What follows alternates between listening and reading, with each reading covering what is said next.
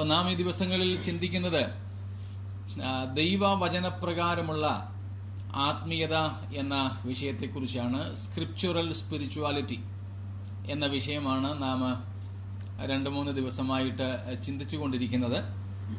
ഇന്ന് രാത്രിയിലും അതിൻ്റെ തുടർച്ചയായിട്ടാണ് നാം ചിന്തിക്കുന്നത്. ഇതുവരെ നമ്മോട് കൂടെ കൂടാഞ്ഞ ചിലർ ഇന്ന് രാത്രി നമ്മോടൊപ്പമുണ്ട്. അവരെയും ഞങ്ങൾ വിശേഷാൽ ഈ ഗ്രൂപ്പിലേക്ക് സ്വാഗതം ചെയ്യുന്നു. കാനഡയിൽ നിന്ന്, നമ്മുടെ മധ്യപ്രദേശ് ഭോപ്പാലിൽ നിന്ന് ഒക്കെ പലരും പുതുതായി നമ്മോട് ചേർന്നിട്ടുണ്ട്. അവരെയും എല്ലാവരും ഓർത്ത് സ്തോത്രം ചെയ്യുന്നു. നമ്മുടെ കൂടെ ഇല്ലാതിരുന്നവരും നമ്മുടെ കൂടെ ഒന്ന് വരേണ്ടതിന് നാട്ടിൽ നിന്ന് പുതുതായിട്ട് ചേർന്നവരുണ്ട്. അവർ നമ്മുടെ കൂടെ വരുന്നതിന് വേണ്ടിയിട്ട് 2 വാക്ക് ഞാൻ പറയുകയാണ്. വളരെയധികം തെറ്റിദ്ധരിക്കപ്പെടുന്ന ഒരു വിഷയമാണ് ആത്മീയത എന്നുള്ളത്. പല വിധത്തിലുള്ള ആത്മീയതയുണ്ട്. ഈസ്റ്റേൺ സ്പിരിച്വാലിറ്റി, വെസ്റ്റേൺ സ്പിരിച്വാലിറ്റി, പൗരസ്ത്യ ആത്മീയതയുണ്ട്, പാശ്ചാത്യ ആത്മീയതയുണ്ട്. ഇങ്ങനെ ആത്മീയത പലതരത്തിലുണ്ട്.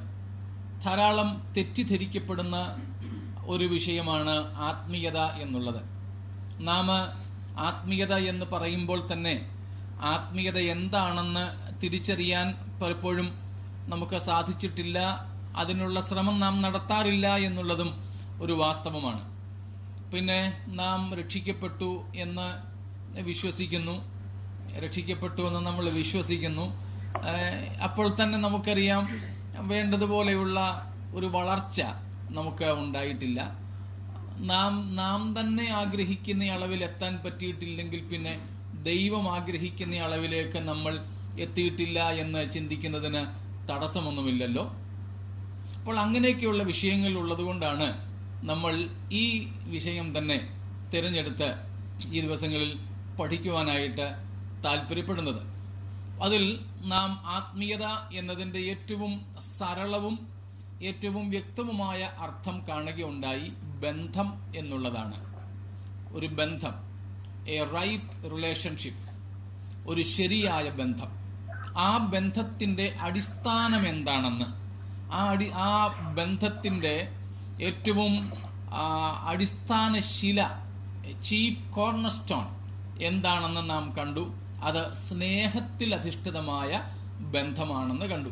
അതായത് ദൈവവും നാമും തമ്മിലുള്ള സ്നേഹത്തിൽ അധിഷ്ഠിതമായ ബന്ധമാണ് ആത്മീയത എന്ന് നാം കഴിഞ്ഞ ദിവസങ്ങളിൽ കാണുകയുണ്ടായി. ആ സ്നേഹത്തെ നമ്മൾ തിരിച്ചറിയാൻ വേണ്ടിയിട്ടുള്ള 5 ടെസ്റ്റുകൾ നടത്തുകയുണ്ടായി. ഏറ്റവും കൂടുതൽ നമ്മെ ദ ടെസ്റ്റ് ഓഫ് ഫാസിനേഷൻ നമ്മൾ നടത്തി, the test of meditation, test of sharing, test of communication and test of presence എന്നുള്ള വിഷയങ്ങൾ ഏറ്റവും കൂടുതൽ നാം സമയം ആർക്ക് എന്തിനു വേണ്ടി ചിലവഴിക്കുന്നു. അങ്ങനെ 5 തരത്തിലുള്ള ടെസ്റ്റുകൾ നമ്മൾ നടത്തി. ഏറ്റവും കൂടുതൽ നമ്മെ പരവശരാക്കുന്ന വിഷയം ആരാണെന്നും, ഏറ്റവും കൂടുതൽ നമ്മൾ ധ്യാനിക്കുന്നത്, ഓർക്കുന്നത്, ചിന്തിക്കുന്നത് ആരെക്കുറിച്ചാണെന്നും, ഏറ്റവും കൂടുതൽ നാം സംസാരിക്കുന്നത് ആരെക്കുറിച്ചാണെന്നും, ഏറ്റവും കൂടുതൽ നാം സംസാരിക്കുന്നത് ആരോടാണെന്നും, ഏറ്റവും കൂടുതൽ സമയം നാം ചിലവഴിക്കുന്നത് എന്തിനു വേണ്ടിയാണെന്നും ഉള്ളതിൻ്റെ അടിസ്ഥാനത്തിൽ നാം ഏറ്റവും അധികം സ്നേഹിക്കുന്നത് ആരെയാണ് എന്ന് കാണുവാൻ കഴിയുമെന്നാണല്ലോ നാം ചിന്തിച്ചത്. ഇന്നലെ രാത്രിയിൽ നാം അവിടെ നിന്നും കുറച്ചുകൂടെ മുൻപോട്ട് പോയിട്ട് ആത്മീയതയെ നാം ഒന്ന് കണ്ടു. അതിൻ്റെ രത്നച്ചുരുക്കം ഇതായിരുന്നു: scriptural or the biblical spiritual life will animate us. ദൈവവുമായിട്ട് നമുക്ക് മുൻ പറഞ്ഞതുപോലെയുള്ള ഒരു സ്നേഹബന്ധമുണ്ടെങ്കിൽ ആ ബന്ധം നമ്മിലേക്ക് ആത്മാവിനെ തരും, നമ്മിലേക്ക് ശ്വാസം അഥവാ ജീവൻ തരും. അത് നമ്മെ ജ്വലിപ്പിക്കും. If we have that or such a relationship with God, that relationship of the spirituality will animate us. That means will provide breath, spirit and also fire in us. നമ്മുടെ ഉള്ളിൽ അങ്ങനെ വരുമ്പോഴാണ് നാം ഇന്നലെ റോമാലേഖനം 12-ാം അധ്യായത്തിന്റെ 11-12 വാക്യങ്ങളിൽ നിന്ന് കണ്ടതുപോലെ നമുക്ക് ഉത്സാഹത്തിൽ മടുപ്പില്ലാതെ ആത്മാവിൽ എരിവുള്ളവരായി ആശയിൽ പ്രത്യാശയിൽ സന്തോഷിച്ചുകൊണ്ട് മടുപ്പില്ലാത്ത മുഷിപ്പില്ലാത്ത ഒരു ആത്മീയ ജീവിതം നയിക്കുവാൻ നമുക്ക് സാധിക്കും എന്ന് നാം ഇന്നലെ രാത്രിയിൽ പറഞ്ഞു നിർത്തിയത്. അപ്പോൾ ആത്മീയ ജീവിതം എന്ന് പറയുന്നത് ഒരു പാസീവ് റിലേഷൻഷിപ്പ് അല്ലെന്നും വളരെ ഊഷ്മളമായ, വളരെ ആനന്ദകരമായ, വളരെ ഉത്സാഹകരമായ ഒരു ബന്ധമാണ് എന്നും നാം ഇന്നലെ രാത്രിയിൽ കാണുകയുണ്ടായി. അങ്ങനത്തെ ഒരു ബന്ധത്തിലേക്ക് വരുമ്പോൾ നാം ദൈവത്തിൽ നിന്ന് എന്തെങ്കിലും പ്രതീക്ഷിക്കുകയായിരിക്കില്ല, ദൈവത്തെ തന്നെ നാം ആഗ്രഹിക്കുകയായിരിക്കും. We will be more concerned about the being of God than the benefits of God. We will be more concerned about the person of God than the provisions of God. We will be more interested in God in our lives rather than gifts of God in our lives. പിന്നെ നാം കാണുകയുണ്ടായി, നാം യഥാർത്ഥ ആത്മീയതയുടെ അനുഭവത്തിലേക്ക് വരുമ്പോൾ നാം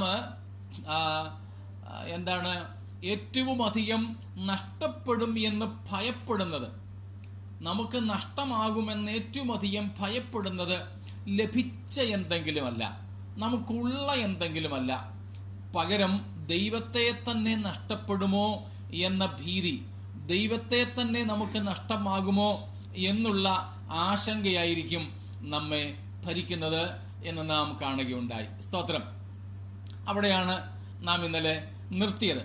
അവിടെ നിന്ന് വീണ്ടും നാം മുൻപോട്ട് പോകുവാൻ വേണ്ടി ആഗ്രഹിക്കുകയാണ്. നാം അതേക്കുറിച്ച് ചിന്തിക്കുമ്പോഴാണ് ആത്മീയത എന്നതിനെ സംബന്ധിച്ച 2 വാക്യങ്ങൾ നിങ്ങളുടെ മുൻപിൽ വയ്ക്കുവാൻ ഞാൻ ആഗ്രഹിക്കുന്നത്. കൊരിന്ത്യർക്കുള്ള 1-ാമത്തെ ലേഖനം 2-ാം അധ്യായത്തിന്റെ 15-ാമത്തെ വാക്യത്തിൽ അപ്പോസ്തലനായ പൗലോസ് പറയുന്ന ഒരു കാര്യമുണ്ട്. First epistle to Corinthians chapter 2 and verse 15. കൊരിന്ത്യർക്കുള്ള 1-ാമത്തെ ലേഖനം 2-ാം അധ്യായത്തിന്റെ 15-ാമത്തെ വാക്യം. അവിടെ പൗലോസ് പറയുന്നു, എന്നാൽ ആത്മീയനോ സകലത്തെയും വിവേചിക്കുന്നു, താനോ ആരാലും വിവേചിക്കപ്പെടുന്നില്ല താനും. അപ്പോൾ ആത്മീയൻ സകലത്തെയും വിവേചിക്കുന്നു. ആത്മീയൻ എന്ന് പറയുമ്പോൾ ആത്മീയരല്ലാത്തവരുമുണ്ട് എന്ന് അവിടെ വ്യക്തമാണ്. ആ 14-ാമത്തെ വാക്യത്തിൽ പൗലോസ് പറയുന്നത് പ്രാകൃതന്മാർ എന്നുള്ള ഒരു പ്രയോഗമാണ്.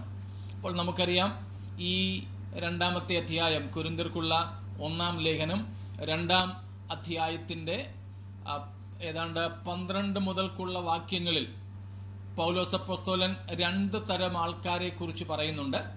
ഒന്ന് നാച്ചുറൽ മാൻ, പ്രാകൃത മനുഷ്യൻ. 2 സ്പിരിച്വൽ മാൻ, ആത്മീയ മനുഷ്യൻ. പിന്നെ 3-ാം അധ്യായത്തിൽ 1-ാമത്തെ വാക്യം മുതൽക്ക് 3-ാമതൊരു കൂട്ടരെ കുറിച്ച് പൗലോസ് പറയുന്നുണ്ട്. അതാണ് കാർണൽ മാൻ, ജഡീക മനുഷ്യൻ. അപ്പോൾ പൗലോസ് ഈ ഭാഗങ്ങളിൽ 3 കൂട്ടം മനുഷ്യരെ കുറിച്ചാണ് പറയുന്നത്. Natural man, spiritual man and carnal man. പ്രാകൃത മനുഷ്യൻ, ആത്മീയ മനുഷ്യൻ, ജഡീക മനുഷ്യൻ. നാം അതിൽ പ്രാകൃതന്മാരെ കുറിച്ചോ ജഡികന്മാരെ കുറിച്ചോ ഇപ്പോൾ ചിന്തിക്കുന്നതേയില്ല. ആത്മീയൻ എന്ന വിഷയം മാത്രമാണ് ചിന്തിക്കുന്നത്. പിന്നെ നാം വായിക്കുന്നത് ഗലേഷ്യൻസ് ചാപ്റ്റർ 6 വേഴ്സ് 1. ഗലാത്യ ലേഖനം 6-ാം അധ്യായത്തിന്റെ 1-ാമത്തെ വാക്യത്തിൽ പൗലോസ് ഒത്തിരി കാര്യങ്ങളൊക്കെ പറഞ്ഞു വന്നിട്ട് വിശ്വാസത്തിൽ നിന്ന് പിന്മാറിപ്പോയവരെയും പിണങ്ങിയിരിക്കുന്നവരെയും ആത്മീയത്തിൽ മുഷിഞ്ഞിരിക്കുന്നവരെയും ആത്മീയത്തിൽ മടിച്ചിരിക്കുന്നവരെയും ഒക്കെ ഇങ്ങനെ പറഞ്ഞിട്ട് പൗലോസ് പറയുകയാണ്, നിങ്ങൾ ആരാണ്? ആത്മീയന്മാരായ നിങ്ങൾ. അപ്പോൾ അവിടെയും പൗലോസ് ഉപയോഗിക്കുന്ന ഒരു പ്രയോഗമാണ് ആത്മീയരായ നിങ്ങൾ, യു സ്പിരിച്വൽ പീപ്പിൾ. അപ്പോൾ ഇവിടെ ഈ ഭാഗങ്ങളിലാണ് പൗലോസ് ആത്മീയൻ എന്ന ഒരു പ്രയോഗം നടത്തുന്നത്. ആത്മീയൻ എന്ന പ്രയോഗം നടത്തുന്നത്. അപ്പൊ ഈ ഭാഗങ്ങളിൽ നിന്നൊക്കെ നിന്നാണ് നാം ആത്മീയത എന്ന ഒരു വിഷയത്തെക്കുറിച്ച് ചിന്തിക്കുന്നത്. അപ്പോൾ പൗലോസ് അപ്പോസ്തലൻ പറയുകയാണ് ആത്മീയർ. ആ ആത്മീയന്റെ വിഷയങ്ങളാണ് നാം ഇപ്പോൾ ചിന്തിച്ചു വരുന്നത്. അപ്പോൾ അതിൽ നാം മനസ്സിലാക്കുമ്പോൾ പൗലോസ് അവിടെ പറയുന്നുണ്ട് ആത്മീയൻ ആരാണ് എന്നുള്ളതിനെ കുറിച്ച്. ആത്മീയൻ പൗലോസ് അവിടെ പറയുന്നു കൊരിന്ത്യ ലേഖനത്തിൽ തന്നെ 1 കൊരിന്ത്യർ 2:12 വാക്യത്തിൽ നിന്ന് വായിക്കുന്നു, ആത്മീയൻ ആരാണ്? One who received the spirit of God. ദൈവത്തിന്റെ ആത്മാവിനെ പ്രാപിച്ചവൻ അഥവാ ദൈവത്തിന്റെ ആത്മാവുള്ളവനാണ് ആത്മീയനെന്ന് പൗലോസ് അവിടെ പറയുന്നുണ്ട്. സ്തോത്രം. കൂടാതെ അതിന്റെ 14 വാക്യത്തിലും അതുപോലെ തന്നെ പറയുന്നുണ്ട്, one who is a spiritual person, first of all one who has received the spirit of God. ദൈവാത്മാവിനെ പ്രാപിച്ചിട്ടുള്ള മനുഷ്യനാണ്. രണ്ടാമത്തെ കാര്യം വേഴ്സ് നമ്പർ 14, 1 Corinthians 2:14, 1 കൊരിന്ത്യർ 2:14 വാക്യത്തിൽ പൗലോസ് പറയുന്നു, ആരാണ് സ്പിരിച്വൽ ആത്മീയനായിരിക്കുന്നവൻ?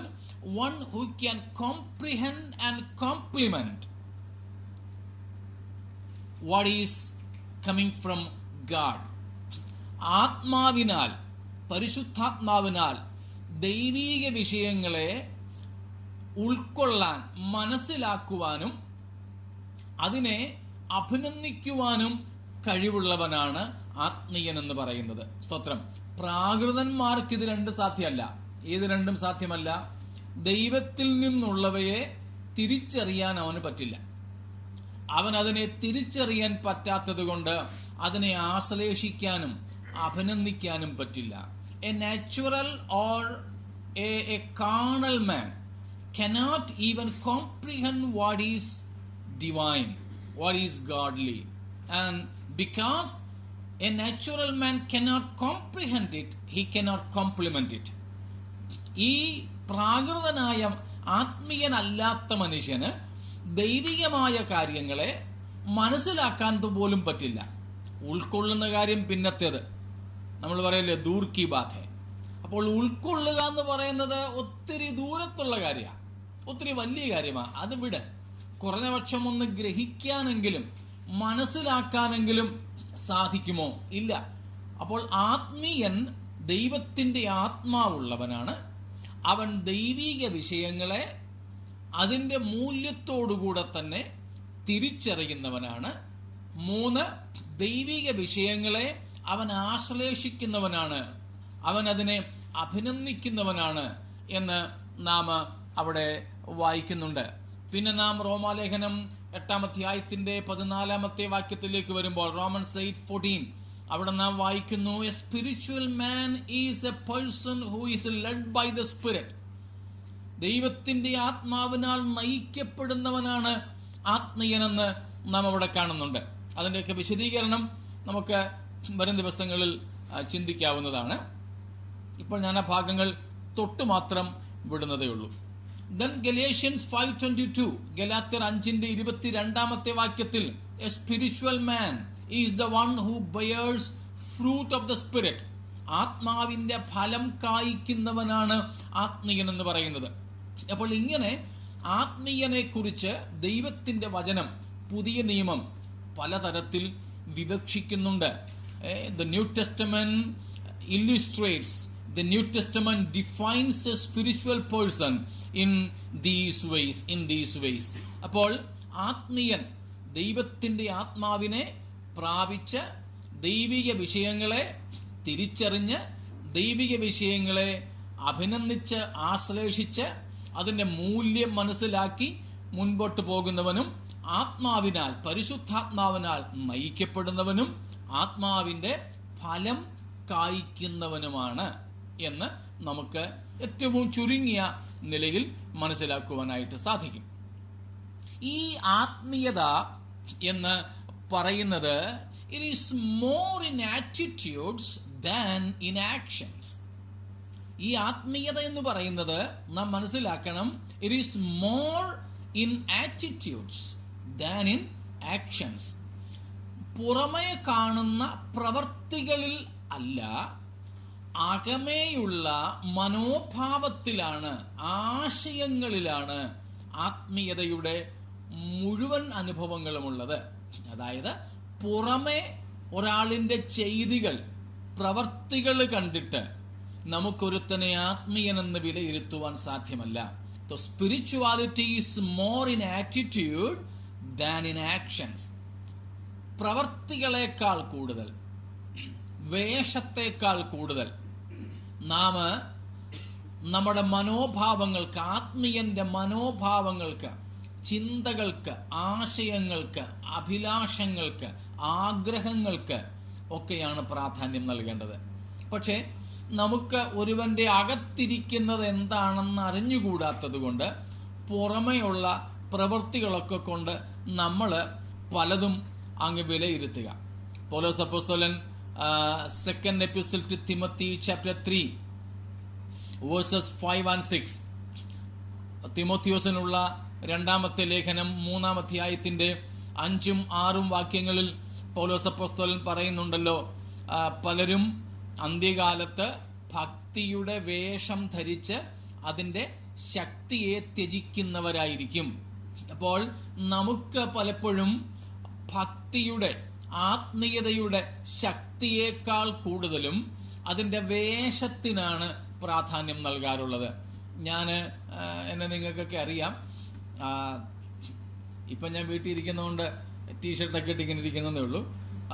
അല്ലെങ്കിൽ നിങ്ങൾക്കറിയാം, വെള്ള കുപ്പായം, മുട്ടിന് താഴെ വരെ എത്തുന്ന കുപ്പായമൊക്കെ ഇട്ടുകൊണ്ട് നടക്കുന്ന ആളാണ് ഞാൻ. അപ്പം മുട്ടിന് താഴെ വരെ എത്തുന്ന ഇറക്കമുള്ള ലൂസായിട്ടുള്ള കുറുത്ത, അതും വെളുത്തത് ഇട്ടുകൊണ്ട് നടന്നാൽ ഭക്തനാണെന്ന് ഒരിക്കലും ആരും ധരിക്കരുത്. നമ്മൾ പലപ്പോഴും ഭക്തിയെ ശക്തി കൊണ്ടല്ല, വേഷം കൊണ്ടാണ് അളക്കാറുള്ളത്. ഒരിക്കലും അരുത്. നമ്മുടെ പോലും ഭക്തിയെ നാം അളക്കേണ്ടത് വേഷം കൊണ്ടല്ല. Our spirituality should not be measured with the external things, not with actions which are spectacular. മനുഷ്യർക്ക് കാണാൻ കഴിയുന്ന പ്രവർത്തികൾ, ബാഹ്യമായ കാര്യങ്ങൾ കൊണ്ട് ഒരിക്കലും ഒരുവന്റെ ഭക്തിയെ അഥവാ ആത്മീയതയെ നാം അളക്കരുത്. It is in attitude. ഇത് നമ്മുടെ മനോഭാവത്തിലാണ് ഇരിക്കുന്നതെന്ന് ഒന്നാമത് നാം തിരിച്ചറിയുക. രണ്ടാമത് ഒരു സംഗതി, it is inward rather than outward. It is internal rather than external. ബാഹ്യമായ വസ്തുതകളിലല്ല, ആന്തരികമായ വസ്തുതകളിലാണ് ഈ ഭക്തി വളരെ അടിസ്ഥാനപ്പെട്ടിരിക്കുന്നത്. റോമലേഖനം 2-ാമത്തെ അധ്യായത്തിൽ പൗലോസ് അപ്പോസ്തലൻ 9-10 തരത്തിലുള്ള ന്യായവിധികളെ കുറിച്ച് പറയുന്നുണ്ട്. 9 or 10 types of judgments are depicted or described in Romans chapter 2. റോമാലേഖനം 2-ാമത്തെ അധ്യായത്തിൽ 9-10 വിധത്തിലുള്ള ന്യായവിധികളെ കുറിച്ച് പൗലോസ് പറയുന്നു. അതിൽ ഒരു ന്യായവിധി, how God would judge people, എങ്ങനെയാണ് ദൈവം, എന്തിന്റെ അടിസ്ഥാനത്തിലാണ് ദൈവം ന്യായം വിധിക്കുന്നത് എന്ന് പറഞ്ഞു വരുമ്പോൾ പൗലോസ് അവിടെ പറയുന്ന ഒരു കാര്യമുണ്ട്. God will judge each and every person in accordance with his internal, inward piety. ആന്തരികമായ പയറ്റി, ഭക്തിയുടെ അടിസ്ഥാനത്തിൽ, ആന്തരികമായ മനുഷ്യർക്കാർക്കും കാണാനൊക്കാത്ത ഒരുവന്റെ ആത്മീയതയുടെ, ഭക്തിയുടെ അടിസ്ഥാനത്തിൽ ദൈവം മനുഷ്യരെ ന്യായം വിധിക്കും. അപ്പോൾ നമ്മുടെ ആത്മീയത എന്ന് പറയുന്നത് പ്രവർത്തികളിലല്ല, മനോഭാവത്തിലാണ്. നമ്മുടെ ആത്മീയത ബാഹ്യമായിട്ടുള്ളതല്ല, ആന്തരികമായിട്ടുള്ളതാണ്. ഡോണ്ട് പ്ലീസ് മിസ്അണ്ടർസ്റ്റാൻഡ്, ബാഹ്യമായിട്ടില്ലെന്നല്ല, എന്നാൽ പുറമേ ഉള്ളതിൽ മാത്രം നാം ആത്മീയതയെ അളക്കരുതെന്നുള്ളതാണ്. അപ്പോൾ മൂന്നാമത്തെ സംഗതി എന്ന് പറയുന്നത് സ്പിരിച്വാലിറ്റി സ്റ്റാറ്റിക് നോട്ട് ടെമ്പറൽ. ആത്മീയത താൽക്കാലികമായിട്ടുള്ളതല്ല, അത് സ്ഥിരതയോടെ നിൽക്കുന്നതാണ്. ആത്മീയത ടെമ്പറലായിട്ട്, ടെമ്പററി ആയിട്ട്, ക്ഷണികമായിട്ട് ഉണ്ടാകുന്നതല്ല, അത് നിലനിൽക്കുന്നതാണ്. ഏത് കാലാവസ്ഥയിലും ഞാൻ ചിലപ്പോൾ പറയാറുണ്ട്, നമ്മുടെ നാട്ടിൽ നിന്ന്, കേരളത്തിൽ നിന്ന് ഇന്ത്യയുടെ തന്നെ പല ഭാഗങ്ങളിലേക്കും പഠിക്കാൻ വേണ്ടിയും ജോലിക്ക് വേണ്ടിയുമൊക്കെ നമ്മുടെ മക്കൾ, ആൺകുട്ടികളും പെൺകുട്ടികളും യാത്ര ചെയ്യാറുണ്ട്. എന്നാൽ അങ്ങ് തെക്ക് നിന്നൊക്കെ കയറുന്ന കുട്ടികൾ ഏതാണ്ട് ഒരു തൃശ്ശൂര് അല്ലെങ്കിൽ ഷൊർണൂരൊക്കെ കഴിയുമ്പോഴത്തേക്കിനും കേറിയ പരുവത്തിലായിരിക്കത്തില്ല. പിന്നെ കയറിയപ്പോൾ അവർ വളരെ ഭക്തരായിട്ട് പ്രൈസ് ദ ലോർഡ് മാത്രമൊക്കെ പറഞ്ഞ് വളരെ ഭവ്യതയോടെയൊക്കെ നിന്നവരാ. പക്ഷേ അവരുടെ ജില്ല, അവരുടെ ഏരിയ വിട്ട് കഴിയുമ്പോഴേക്കും ആള് മാറും. പിന്നെ അവർ പഠിക്കുകയോ അവർ ജോലി ചെയ്യുകയോ ഒക്കെ ചെയ്യുന്ന സ്ഥലത്ത്, അവരുടെ ആ ടൗണിൽ ചെന്നാൽ അവര് വളരെ ആള് കണ്ടമാനം മാറി. അതുപോലെ തന്നെ വിദേശങ്ങളിലേക്കൊക്കെ പോകുന്നവര്, ചിലരൊക്കെ പോയി ഗൾഫിലൊക്കെ നിന്ന് രക്ഷിക്കപ്പെടുന്നവരുണ്ട്. ഞാൻ ഗൾഫിലൊക്കെ മീറ്റിങ്ങുകൾക്ക് പോകുമ്പോൾ അവിടെ തുറന്നു പറയുന്ന കാര്യമാണ്, ഗൾഫിൽ ഇവിടുന്നൊക്കെ പോയിട്ട് രക്ഷിക്കപ്പെടുന്നവരുണ്ട്. ഭയങ്കര ആത്മീയരായിട്ടൊക്കെ നിൽക്കും. പക്ഷേ തിരിച്ച് അവധിക്ക് നാട്ടിൽ വരാൻ ബോർഡിംഗ് പാസ് കിട്ടിക്കഴിയുമ്പോഴേക്കും അവരുടെ ആത്മീയത മുഴുവനും പോകും. പിന്നെ അവര് അവിടുന്ന് ഫ്ലൈറ്റിൽ ബോർഡ് ചെയ്യുന്നതും ഇവിടെ വന്ന് ലാൻഡ് ചെയ്യുന്നതും പിന്നെ ഇവിടെ അവധിക്കാലത്ത് കഴിയുന്നതും ഒന്നും അവിടെ കണ്ട ആത്മീയതയിലല്ല. സി, ആത്മീയത ഇതുപോലെ ഒരു പ്രത്യേക സമയത്തു മാത്രം ഉള്ളതല്ല, ടെമ്പററി ആയിട്ടുള്ള കാര്യമല്ല, മറിച്ച് ഇറ്റ് ഈസ് സ്റ്റാറ്റിക്. ഏത് കാലാവസ്ഥയിലും ആത്മീയത നിലനിൽക്കും. പാസ്റ്റേഴ്സ് മാറി മാറി നമ്മുടെ ചർച്ചകളിൽ വരുന്നത് കൊണ്ട് ആത്മീയതയ്ക്ക് ഏറ്റക്കുറച്ചിൽ ഉണ്ടാകാൻ പാടില്ല. നമുക്ക് സ്ഥലം മാറ്റം ഉണ്ടായി അങ്ങോട്ടും ഇങ്ങോട്ടും പോകുന്നത് കൊണ്ട് പഠിക്കാനോ ജോലിക്കോ ട്രെയിനിങ്ങിനോ ഒക്കെ ആയിട്ട് അതനുസരിച്ച് നമ്മുടെ ആത്മീയതയ്ക്ക് മാറ്റമുണ്ടാകുവാൻ പാടില്ല. യഥാർത്ഥ ആത്മീയത ഇതിന്റെ ഒന്നും അടിസ്ഥാനത്തിൽ മാറത്തില്ല. ഏത് കൂട്ടുകാരുടെ കൂടെ പോയാലും ആത്മീയതയ്ക്ക് മാറ്റം ഉണ്ടാവത്തില്ല. ഏത് കൾച്ചറിൽ, ഏത് സംസ്കാരത്തിൽ പോയാലും ആത്മീയതയ്ക്ക് മാറ്റം ഉണ്ടാകത്തില്ല. കൂട്ടുകാരാൽ, സാഹചര്യങ്ങളാൽ നമ്മൾ സ്വാധീനിക്കപ്പെടുകയായിരിക്കത്തില്ല. നാം യഥാർത്ഥ ആത്മീയരാണെങ്കിൽ നാം ആയിരിക്കുന്ന സാഹചര്യങ്ങളെ നാം സ്വാധീനിക്കുകയായിരിക്കും. ആ സാഹചര്യങ്ങൾ നമ്മെ സ്വാധീനിക്കുകയായിരിക്കില്ല, പകരം ആ സാഹചര്യങ്ങളെ നാം ആയിരിക്കും സ്വാധീനിക്കുന്നത്. അങ്ങനത്തെ ഒരു ആത്മീയതയാണ് ദൈവം നമ്മിൽ നിന്നും ആഗ്രഹിക്കുന്നത്. അതുകൊണ്ടാണ് പറഞ്ഞത് it is static rather than temporal and temporary. താൽക്കാലികമായിട്ടുള്ളത് ആയ ഒന്നല്ല, പകരം ആത്മീയത സുസ്ഥിരതയോടെ നിലനിൽക്കുന്ന ആത്മീയതയാണ് യഥാർത്ഥ ആത്മീയത എന്ന് പറയുന്നത്. അത് കാലാവസ്ഥയ്ക്ക്, സംസ്കാരത്തിന്, ഇതിനൊന്നിനും അനുസരിച്ച് ഏറ്റക്കുറച്ചിലുകൾ ഉണ്ടാവുകയില്ല. സ്തോത്രം. കൂടാതെ spirituality is so different from emotionalism. വൈകാരികതയിൽ നിന്നും വ്യത്യസ്തമാണ് ആത്മീയത എന്ന് പറയുന്നത്. നാം ഇന്ന് പലപ്പോഴും പല വൈകാരികതകളെയും ഇമോഷണാലിസത്തെയും ആത്മീയതയായിട്ട് തെറ്റിദ്ധരിക്കാറുണ്ട്. ഒന്ന് ഓർത്ത് നോക്കിക്കേ, പലരും ആത്മീയത എന്ന് തെറ്റിദ്ധരിക്കുന്നത് വൈകാരിക ഭാവങ്ങളെയല്ലേ, ഇമോഷണലായിട്ടുള്ള കാര്യങ്ങളെയല്ലേ. ഒരിക്കലും പാടില്ല. Spirituality is quite different from emotionalism or even cheerfulness. ചിലരൊക്കെ പറയാറുണ്ട്,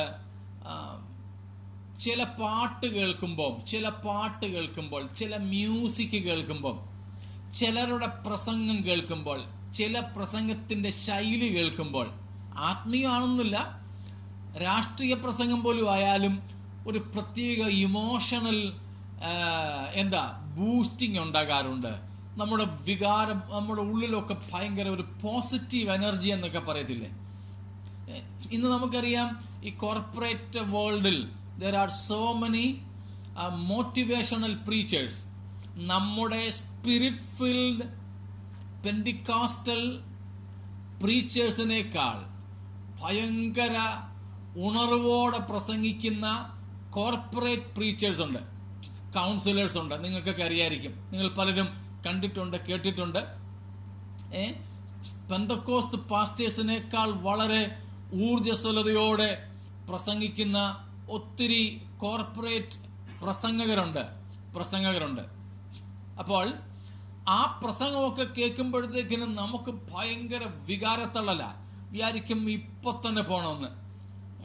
ചില സ്ഥലത്തൊക്കെ ഞാൻ ശുശ്രൂഷിക്കാൻ പോയിട്ടുള്ള സമയത്ത് പ്രസംഗവും ക്ലാസ്സും ഒക്കെ കഴിഞ്ഞിട്ട് എൻ്റെ അടുത്ത് വന്ന് പറഞ്ഞിട്ടുണ്ട്, പാസ്റ്റർ ഇനി ഞാൻ ജോലിക്ക് പോകുന്നില്ല, ഞാൻ റിസൈൻ ചെയ്യാൻ പോവാ. ഞാൻ ആകപ്പാട് പ്രശ്നത്തിലായി. ഞാൻ എൻ്റെ പ്രസംഗം കേട്ടിട്ടാണല്ലോ ഇവർ ജോലി റിസൈൻ ചെയ്യാൻ പോകുന്നത്. നാളെ ഇനി വേറെ എന്തെങ്കിലും സംഭവിച്ചാൽ ഞാൻ കുറ്റക്കാരനാകുമല്ലോ. ഞാൻ ഏതായാലും ദൈവസന്നിധിയിൽ ചിന്തിച്ച് പ്രാർത്ഥിച്ച് അവരോട് പറഞ്ഞു, ഏതായാലും ഞാൻ ഇത്രയും ദിവസം ഇവിടെ ഉണ്ട്, ഈ യോഗങ്ങൾ തീരുന്നത് വരെ നിങ്ങളൊന്ന് കാത്തിരിക്കാം. ഇന്നൊരു തീരുമാനം എടുക്കാതെ. അപ്പൊ യോഗത്തിന്റെ 2 ദിവസമായിട്ടുള്ളൂ, വേറെ ദിവസങ്ങൾ ഇനിയുണ്ട്. അപ്പൊ ഞാൻ ആ ദിവസങ്ങളൊക്കെ പ്രാർത്ഥിച്ചു, കർത്താവ് എന്താ പറയേണ്ടത്, യോഗം ഞാൻ തീർന്ന് ഇവിടുന്ന് പോകുമ്പോഴേക്കും ഇവർക്കൊരു തീരുമാനം എടുക്കണമല്ലോ. ഓരോ ദിവസവും കഴിയുമ്പോഴും വന്നിട്ട് പറയാ, ഇനി ഒട്ടും ഒക്കത്തില്ല. ഓഫീസിൽ നിന്ന് അവധിയെടുത്ത് ഞാൻ താമസിക്കുന്നിടത്ത് വന്ന് ഞാനുമായിട്ട് സംസാരിച്ചിരുന്നിട്ടുണ്ട് പലരും. ഞാൻ ആകെപ്പാട് ധർമ്മസങ്കടത്തിലായി. ഒടുവിൽ ഞാൻ പോരുന്ന എന്ന് തീരുമാനമെടുക്കാൻ വന്നപ്പോൾ പറഞ്ഞു, വെയിറ്റ്, ഞാൻ ഇവിടുന്ന് പോയി കഴിഞ്ഞ് 1 മാസത്തിന് ശേഷവും ഇതുപോലെ നിങ്ങൾക്ക് ഒരു മുമ്പോട്ടിറങ്ങണം, ജോലി കളയണം എന്നൊക്കെ ആഗ്രഹം ഉണ്ടെങ്കിൽ അന്ന് നിങ്ങൾ എന്നെ ഒന്ന് ഫോൺ വിളിച്ച് പറഞ്ഞുതരെന്നും പറഞ്ഞ് ഞാൻ ഫോൺ നമ്പർ കൊടുത്തു. അതിനുശേഷം പല വർഷങ്ങൾക്ക് ശേഷവും ഞാൻ അവർ താമസിക്കുന്ന സ്ഥലത്തും അവരുടെ സഭകളിലുമൊക്കെ പോയിട്ടുണ്ട്. വളരെ വർഷങ്ങളായി, ഇന്നും അവർ ജോലി ചെയ്തുകൊണ്ടിരിക്കുക. അപ്പോൾ പ്രസംഗം കേട്ടപ്പം ഇവർക്കൊരു പ്രത്യേക വികാരം, ആ വികാരത്തള്ളലിൽ ജോലി കളയാനും സുവിശേഷ വേലയ്ക്ക് പോകാനും എവിടെ വിട്ടാലും ഞാൻ പോകാമെന്നൊക്കെ തീരുമാനിക്കാൻ ഒരുങ്ങി. ഞാൻ പറഞ്ഞു, വേണ്ട, ഞാൻ പോയി കഴിഞ്ഞ് 1 മാസം കൂടെ കാത്തു നിൽക്കൂ. ഈ വികാരം ഇപ്പോൾ നിങ്ങളുടെ ഉള്ളിൽ കത്തിയ ആ കനലിന് ചാരം മൂടുന്നില്ലെങ്കിൽ, അത് കെടുന്നില്ലെങ്കിൽ അന്ന് നിങ്ങൾ ഈ തീരുമാനപ്രകാരം മുൻപോട്ട് ഇറങ്ങിക്കൂ. പലരും അങ്ങനെ തന്നെ നിൽക്കുന്നു.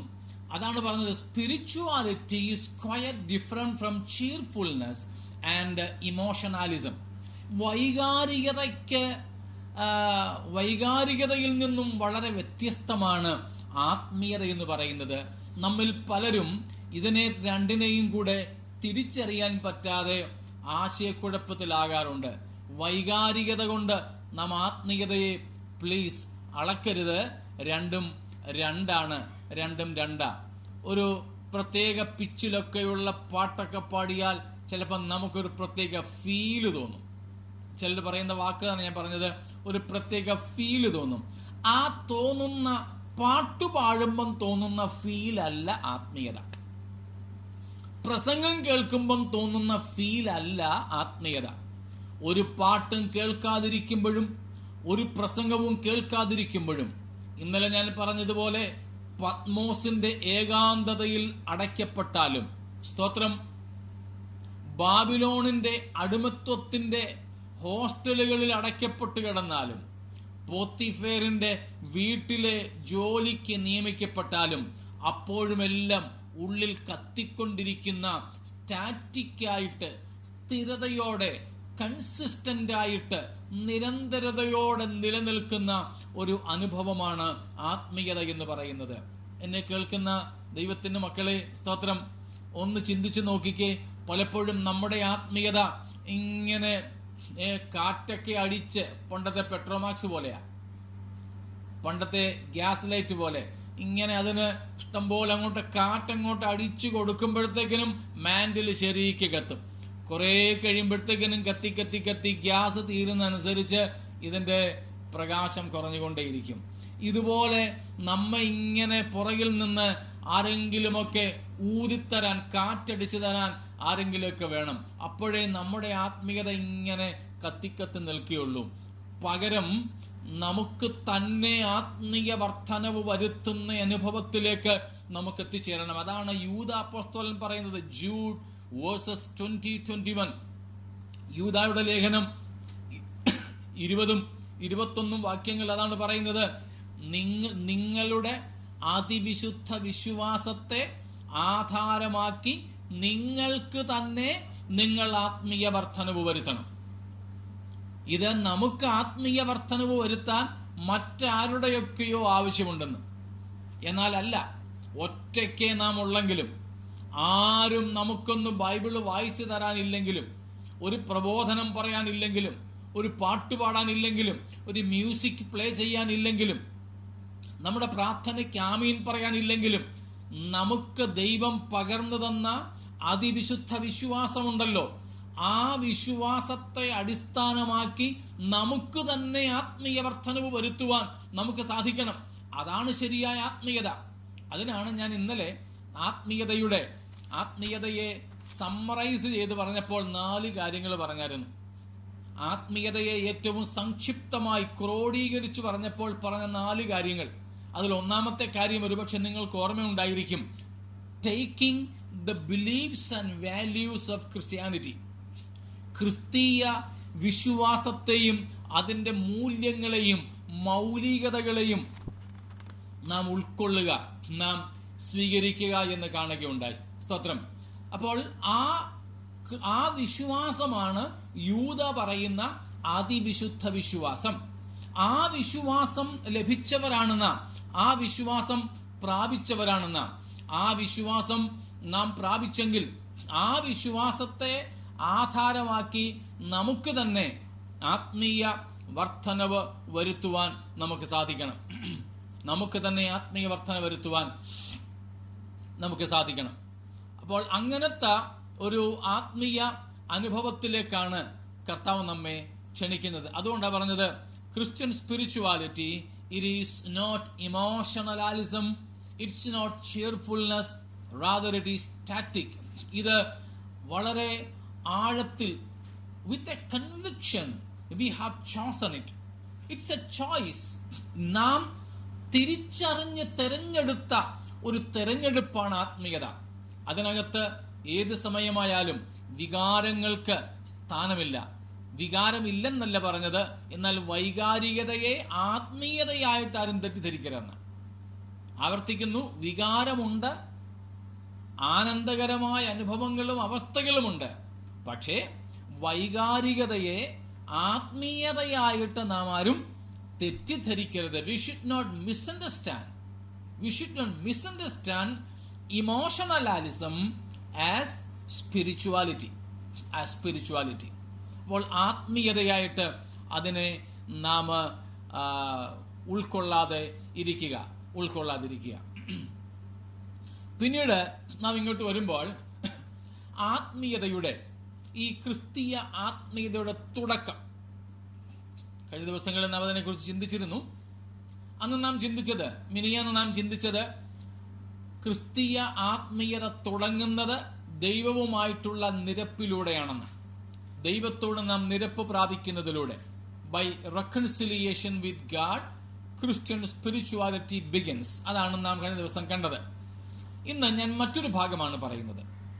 ക്രിസ്തീയ ആത്മീയത തുടങ്ങുന്നത് നാം അന്ന് പറഞ്ഞതുപോലെ തീർച്ചയായും കർത്താവായ യേശുവിൽ വിശ്വസിക്കുന്നതിലൂടെ, കർത്താവായ യേശുവിനെ രക്ഷിതാവായും കർത്താവായും സ്വീകരിക്കുന്നതിലൂടെ, പാപങ്ങളിൽ നിന്ന് മാനസാന്തരപ്പെടുന്നതിലൂടെ, വിശ്വാസ സ്നാനം സ്വീകരിക്കുന്നതിലൂടെ. ഇതാണ് ആത്മീയതയുടെ തുടക്കം. ഈ നിലയിൽ അത് ഒരു ഭാഗമേ ആയിട്ടുള്ളൂ. ഈ നിലയിൽ നാം കർത്താവായ യേശുവിനെ രക്ഷിതാവായും കർത്താവായും സ്വീകരിച്ച് നമ്മുടെ ആത്മീയ ജീവിതം തുടങ്ങുന്നു. അതിന്റെ മറുഭാഗമാണ് the other side of this beginning, initial point. ഈ ആത്മീയതയുടെ തുടക്കത്തിന്റെ മറുഭാഗമാണ് ഞാൻ ഇന്ന് പറയുന്നത്. അതെന്തെന്നാൽ discerning the true ultimate purpose of God for us. നമ്മൾ ആദ്യത്തെ ദിവസം 11 ചോദ്യങ്ങൾ ചോദിച്ചുകൊണ്ടാണ് നമ്മുടെ ഈ ക്ലാസ്സുകൾ ആരംഭിച്ചത്. 11 ചോദ്യം. അതിൽ 8ാമത്തെ ചോദ്യത്തിന്റെ ഉത്തരമായിട്ടാണ് നാം ഇപ്പോൾ ചിന്തിക്കുന്നത്. 8ാമത്തെ ചോദ്യം, what is the ultimate purpose of God for me? എനിക്ക് വേണ്ടിയുള്ള ദൈവത്തിന്റെ ആത്യന്തികമായ ഉദ്ദേശമെന്ത്? അപ്പോൾ ദൈവവചനപ്രകാരമുള്ള ആത്മീയതയുടെ ആരംഭം അത് എവിടെ നിന്ന് തുടങ്ങുന്നു? Spirituality, Christian spirituality begins with discerning the true ultimate purpose of God for us. എനിക്ക് വേണ്ടിയുള്ള, നമുക്ക് വേണ്ടിയുള്ള ദൈവത്തിന്റെ പരമമായ ആത്യന്തികമായ ലക്ഷ്യത്തെക്കുറിച്ച് തിരിച്ചറിയുന്നതിൽ നിന്നുമാണ് നമ്മുടെ ദൈവവചനപ്രകാരമുള്ള ക്രിസ്തീയ ആത്മീയത ആരംഭിക്കുന്നത്. മനസ്സിലാകുന്നുണ്ടോ? മനസ്സിലാകുന്നെങ്കിൽ കൈയൊന്ന് പൊക്കി കാണിച്ചാൽ മനസ്സിലാവും. എനിക്കിവിടെ മനസ്സിലാകുന്നുണ്ടല്ലോ? ഓക്കെ. ചിലരുടെ കൈയൊന്നും പൊങ്ങിയില്ല. ഓക്കെ. അപ്പോൾ എപ്പോഴാണ് അല്ലെങ്കിൽ എവിടെയാണ് നമ്മുടെ ക്രിസ്തീയ ജീവിതം അല്ലെങ്കിൽ ആത്മീയത ആരംഭിക്കുന്നത്? നമ്മെക്കുറിച്ചുള്ള ദൈവത്തിന്റെ പരമമായ ലക്ഷ്യത്തെ നാം തിരിച്ചറിയുന്നതിലൂടെയാണ് നമ്മുടെ ആത്മീയതയ്ക്ക് തുടക്കം കുറിക്കുന്നത്. സ്തോത്രം. Christian spirituality begins with the conviction, the discernment, the conviction of God's ultimate purpose for our lives. നമ്മൾ ചിന്തിക്കുന്നുണ്ടോ ദൈവത്തിന് എന്നെക്കുറിച്ചൊരു പരമമായ ഉദ്ദേശമുണ്ടെന്ന്? സ്തോത്രം. വിശ്വസിക്കുന്നുണ്ടല്ലോ? ഏതു പ്രായത്തിൽപ്പെട്ടവരായാലും, ആണോ പെണ്ണോ ആയിക്കോട്ടെ, ജോലി ചെയ്യുന്നവരോ റിട്ടയർഡ് ആയവരോ ആകട്ടെ, പഠിച്ചുകൊണ്ടിരിക്കുന്നവരോ പഠിത്തം കഴിഞ്ഞവരോ ആകട്ടെ, നമ്മെ എല്ലാവരെയും കുറിച്ച് ഒന്ന്, നമ്മുടെ ജനനത്തിൽ ദൈവത്തിനൊരു ഉദ്ദേശമുണ്ട്. 2, നമ്മെ ദൈവമക്കളാക്കി വിളിച്ച് രക്ഷാനുഭവത്തിലേക്ക് വരുത്തിയതിന്റെ പിൻപിലും ദൈവത്തിന് നമ്മെക്കുറിച്ചൊരു പരമമായ ലക്ഷ്യമുണ്ട്. ഈ 2 കാര്യങ്ങളും നാം തിരിച്ചറിയണം. എന്ത്? ഒന്ന്, നമുക്ക് ജന്മം നൽകിയതിൽ ദൈവത്തിനൊരു ഉദ്ദേശമുണ്ട്. നമ്മുടെ പപ്പായ്ക്കും അമ്മയ്ക്കും, നമ്മുടെ അപ്പനും അമ്മയ്ക്കും ഒക്കെ നമ്മൾ എത്ര മക്കളും ആയിക്കൊള്ളട്ടെ, എന്നാൽ അതിലും കൂടുതൽ മക്കൾ ജനിക്കാമായിരുന്നു. അവരാരും ജനിക്കാതിരുന്നപ്പോൾ നമ്മൾ മാത്രം ജനിച്ചെങ്കിൽ, നമ്മളെ മാത്രം ജനിക്കുവാൻ ദൈവം അനുവദിച്ചെങ്കിൽ, നമ്മെ ജനിക്കുവാൻ അനുവദിച്ചതിന് പിന്നിൽ ദൈവത്തിന് ഒരു പരമമായ ലക്ഷ്യമുണ്ട്. അതുകൊണ്ട് എന്തിനാ ഞാൻ ജനിച്ചത്, ഞാൻ ജനിച്ചു പോയല്ലോ എന്നും പറഞ്ഞ് നാം ആരും ജന്മദിവസത്തെയും ജന്മം തന്നവരെയും ചീത്ത വിളിക്കരുത്, ശപിക്കരുത്. Never ever try to curse our birth or birthday or our parents, just as Job and Jeremiah. യിരെമ്യാവും ഇയ്യോബും ജന്മദിവസത്തെ ശപിച്ചതുപോലെ നാം ആരും എന്തിനാ ഇങ്ങനെ ഞാൻ ജനിച്ചതെന്നും പറഞ്ഞ് ജനനനാളിനെയോ ജനിപ്പിച്ചവരെയോ ശപിക്കരുത്, ദൈവത്തെ ചോദ്യം ചെയ്യരുത്. നമ്മെ ജനിക്കുവാൻ അനുവദിച്ചതിന് പിൻപിൽ ദൈവത്തിന് ഉദ്ദേശമുണ്ട്. 2, നമ്മെ രക്ഷയുടെ അനുഭവത്തിലേക്ക് നടത്തി. രക്ഷിക്കപ്പെടുവാൻ ദൈവം നമുക്ക് ഭാഗ്യം നൽകി. സുവിശേഷം കേൾക്കാൻ കർത്താവ് അവസരം തന്നു. യേശുവിനെ തിരിച്ചറിയാൻ കർത്താവ് ഭാഗ്യം തന്നു. ക്രിസ്തുവിനെ സ്വീകരിപ്പാൻ ഭാഗ്യം തന്നു. വചനം വായിക്കാൻ ഭാഗ്യം തന്നു. സ്നാനപ്പെടാൻ ഭാഗ്യം തന്നു. ഇതിന്റെ എല്ലാം പിൻപിലും ദൈവത്തിന് നമ്മെക്കുറിച്ച് പരമമായ ലക്ഷ്യമുണ്ട്. സ്തോത്രം. നമുക്കറിയാം, ഇത് കൊറോണ കാലമാണ്. ഒത്തിരി പേർക്ക്, നമ്മുടെ പ്രായത്തെക്കാൾ കൂടിയവർക്കും കുറഞ്ഞവർക്കും, ഇന്ത്യയിലുള്ളവർക്കും യൂറോപ്പിലുള്ളവർക്കും നോർത്ത് അമേരിക്കയിലുള്ളവർക്കും ഒക്കെ ഈ കൊറോണ ഒത്തിരി പേരെ ബാധിച്ചു. മലയാളികളെ ബാധിച്ചു, പെന്തക്കോസ്തുകാരെ ബാധിച്ചു. പലരും മരിച്ചു. പാസ്റ്റേഴ്സ് മരിച്ചു. അമേരിക്കയിലൊക്കെ പാസ്റ്റേഴ്സ് വരെ മരിച്ചു. എന്നാൽ ഈ രോഗം നമ്മളെ ബാധിക്കാതെയും മുൻപുണ്ടായ രോഗങ്ങളും വെള്ളപ്പൊക്കവും അപകടങ്ങളും ഒന്നും നമ്മെ മരിക്കാതെയും ഇന്നും ജീവനോടെ ശേഷിപ്പിച്ചിരിക്കുന്നെങ്കിൽ തിരിച്ചറിയണം, നമ്മെക്കുറിച്ച് ദൈവത്തിന് ഒരു പരമമായ ലക്ഷ്യമുണ്ട്. ഇല്ലായിരുന്നെങ്കിൽ കഴിഞ്ഞ പ്രാവശ്യത്തെ രോഗം നമ്മളെ കൊണ്ടേ പോകത്തുള്ളായിരുന്നു.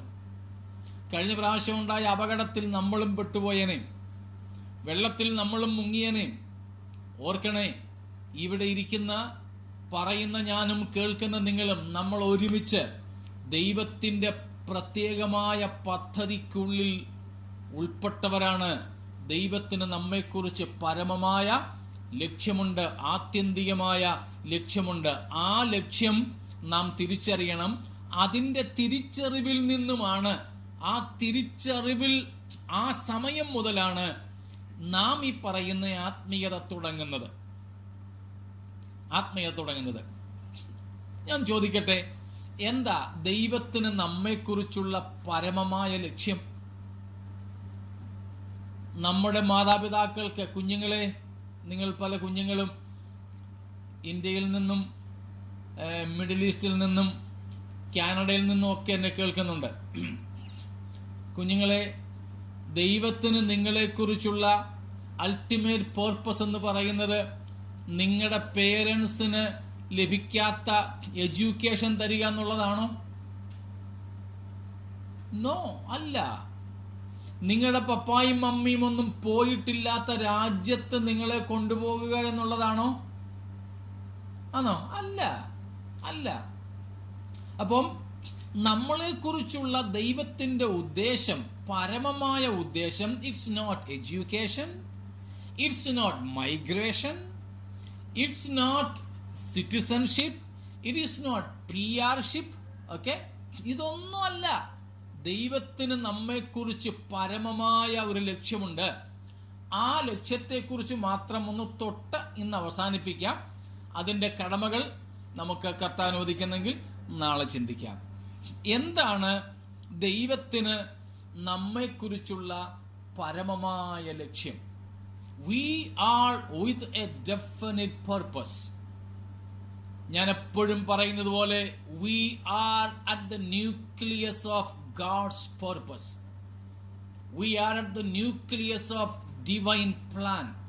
ദൈവത്തിന്റെ ഉദ്ദേശത്തിന്റെ ന്യൂക്ലിയസിലാണ്, മധ്യ ബിന്ദുവിലാണ് നാം ആയിരിക്കുന്നത്. ദൈവത്തിന് നമ്മെക്കുറിച്ചൊരു പദ്ധതിയുണ്ട്. എന്താണ് ദൈവത്തിന് നമ്മെക്കുറിച്ചുള്ള പദ്ധതി? അതിന് രണ്ട് വശങ്ങൾ ഞാൻ പറയാം. അതിനെ ഒറ്റ വാക്കിൽ നിങ്ങൾക്ക് പറയാമോ? എന്താ ദൈവത്തിന് നമ്മളെക്കുറിച്ചുള്ള പരമമായ ഉദ്ദേശം?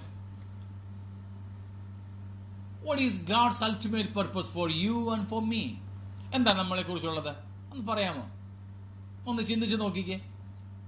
Are we sure about God has a purpose? ദൈവത്തിന് നമ്മളെക്കുറിച്ചൊരു ഡെഫിനിറ്റ് പർപ്പസ് ഉണ്ടെന്നുള്ളതിൽ നമുക്ക് ബോധ്യമുണ്ടോ? യെസ്. അപ്പോൾ ദൈവത്തിന് നമ്മെക്കുറിച്ച് വ്യക്തമായ ബോധ്യമുണ്ട്. ഓക്കെ, ദൈവ പദ്ധതിയുണ്ട്. What is that purpose? എന്താ ആ ലക്ഷ്യം എന്ന് പറയുന്നത്?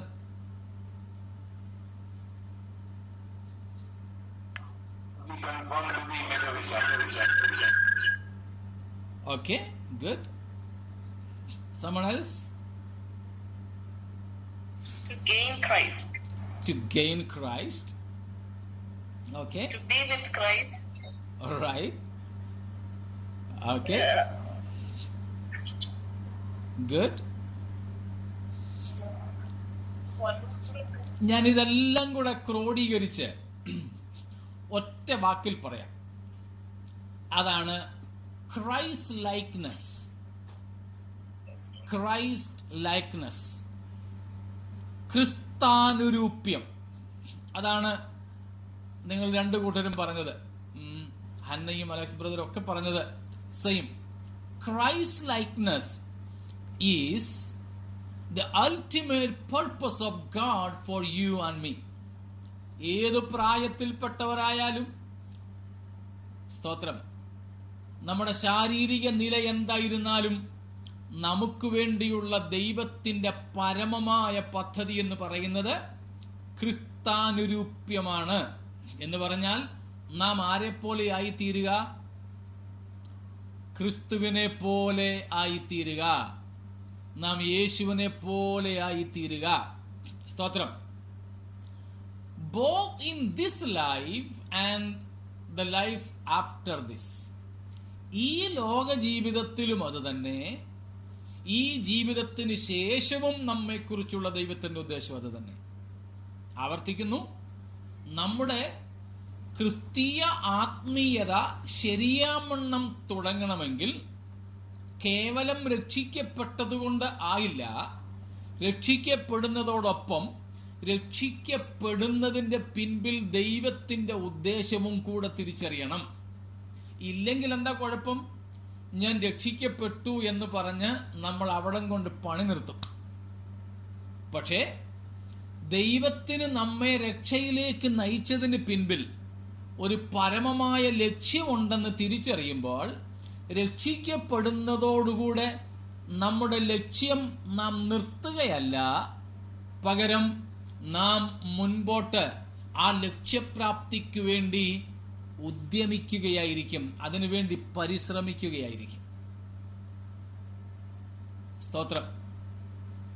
അപ്പോൾ ഒരു ഇൻസ്റ്റിറ്റ്യൂഷനിൽ, ഒരു സ്കൂളിൽ, കോളേജിൽ, ഒരു ക്ലാസ്സിൽ അഡ്മിഷൻ എടുത്താൽ നമുക്കൊക്കെ ഭയങ്കര സന്തോഷമാണ്. പക്ഷേ അഡ്മിഷൻ എടുക്കുന്നതാണ് എല്ലാം എന്ന് കരുതുന്ന ഒരു കുട്ടി പിന്നെ പഠിക്കത്തില്ല. എനിക്ക് അഡ്മിഷൻ കിട്ടിയെന്നും പറഞ്ഞ് തുള്ളിച്ചാടി നടക്കും. അതേസമയം അഡ്മിഷൻ എടുക്കുന്ന ഒരു കുട്ടിക്ക് അതിൽ സന്തോഷമുണ്ടെങ്കിലും എനിക്ക് അഡ്മിഷൻ ഇവിടെ കിട്ടിയത് എന്തിനാണെന്ന ബോധ്യമുണ്ടെങ്കിൽ മാത്രമേ ആ ലക്ഷ്യത്തിലേക്ക് പരിശ്രമിച്ച് എത്തിപ്പെടാൻ പറ്റുകയുള്ളൂ. അതിന് 1, 2, 3, ചിലപ്പോൾ 5 ഒക്കെ വർഷങ്ങൾ എടുത്തെന്നിരിക്കാം. പക്ഷേ ആ ലക്ഷ്യബോധം ഉണ്ടാകണം.